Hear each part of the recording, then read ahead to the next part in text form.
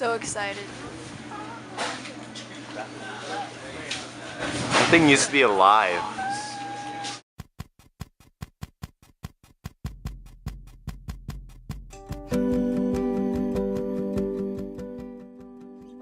Hey everyone. So I woke up at 4:50 a.m. Thought my alarm would go off 10 minutes later, but I ended up waking up 3 minutes before Tanner arrived to take me to the church. Times like these certainly get the blood pumping, that's for sure. Far off hymns and funeral marches. Coffee in hand, we arrived at South Park.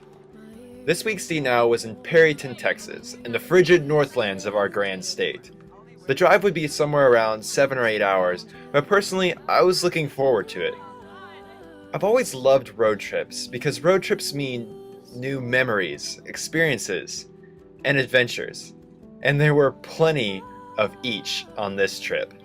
From Shakespeare discussions, like that movie, that one movie with Kenneth Branagh in it, makes like you don't have to understand Shakespearean language. wind turbines, and full-on wrestling matches in the van. Many things filled the journey to Perryton. When we finally arrived, it was cold, but we were excited to be there. I love the setup part of arrival. We prepared not only the stage, equipment, and instruments, but we also prepare our hearts and pray over the place because while the stuff we set up is important, what matters more is why we're there. The students. And boy, were there a ton of students. So many awesome students.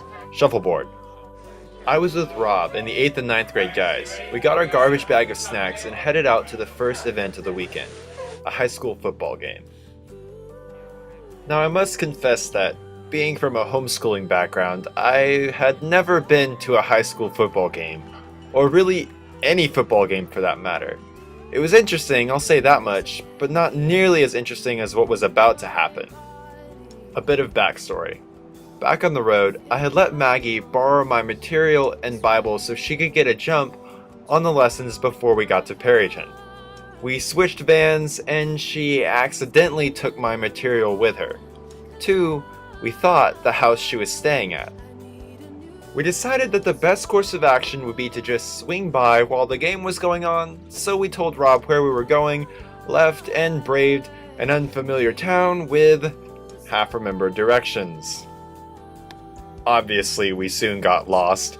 However, Maggie was able to get in touch with the host family, and after a bit of driving, we finally arrived at their home.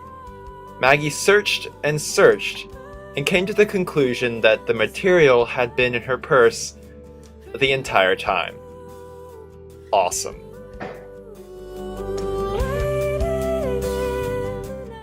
Cats!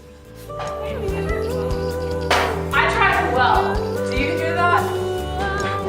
Okay, explain what is going on. Okay, so we have 9 groups split up, and they are coming up with a skit with 3 words: astronaut, Aquaman, and taco van. So they have 20 minutes to come up with a skit involving those 3 things, and we'll see how that goes here today. Thank you, Matt. And I will present you with the highlights from the skits. Without fail, Aquaman made it into every skit. Sometimes with other superheroes, sometimes as a woman. Don't ask me. There were several underwater battles, launches, spaceflight, and crash after crash after crash after crash. Some unique things were a SpongeBob skit, Aquaman as a taco delivery man, and a parody of Pimp My Ride involving Aquaman, his failing marriage, and David Pooler as Exhibit. Also, Raoul as a taco salesman. Brian and I went to the various host homes to take pictures and videos of each group. Whether they were in session, chilling, listening to worship music in other languages, or having epic battles, it was cool to get a glimpse of each age group's dynamics. At Three Sisters, you could not only get delicious frozen yogurt, But you could also pick up all the meat you would ever want and more. Kellen, a D-Now student who worked there, tried to explain why that meat was there. Originally, people that owned this place, they had a business that was called Sharp Iron Cow. And then they had like a farmer and stuff, so they own that. And they get this was here before the yogurt. And so they get like their meat processed in Oregon and stuff, but cattle was grown here and it's all natural beef, no hormones or anything. So it's like really good stuff. And then I don't know why it's sitting here. It used to be in the basement. But it's good stuff. Worship was awesome. Students sang to God with all of their heart. David delivered the message, and the Spirit moved, as he always does at D-Now's, and it's always amazing to watch.